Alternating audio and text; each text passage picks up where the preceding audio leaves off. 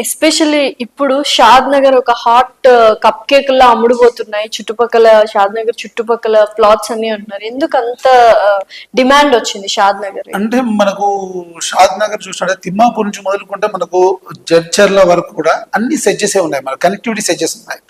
బెంగళూరు హైవేకి left and right రెండు వైపులా సెడ్జెస్ ఉండడం వల్ల ఏంటంటే ఎటు 5 కిలోమీటర్స్ మీద ఒక సెడ్జ్ వస్తుంది మనకు. ఆ సెడ్జ్ లో ఎంప్లాయ్మెంట్ ఉంది. ఇంకోటి ఏంటంటే బెంగళూరు హైవేలో ఉన్నటువంటి షాద్ నగర్ పర్టికులర్ లొకేషన్ లో ఉన్నటువంటి సెడ్జెస్ అడ్వాంటేజ్ ఏంటంటే పర్టికులర్ గా వన్ ఇండస్ట్రీ లేదు.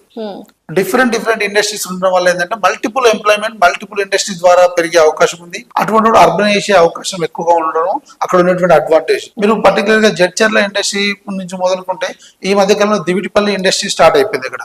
అందులో ఎలక్ట్రానిక్ బ్యాటరీ మ్యానుఫ్యాక్చరింగ్ చేస్తున్నారు అమర్ రాజా వాళ్ళు.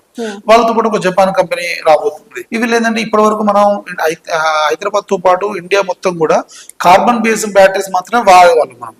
ఇవాళ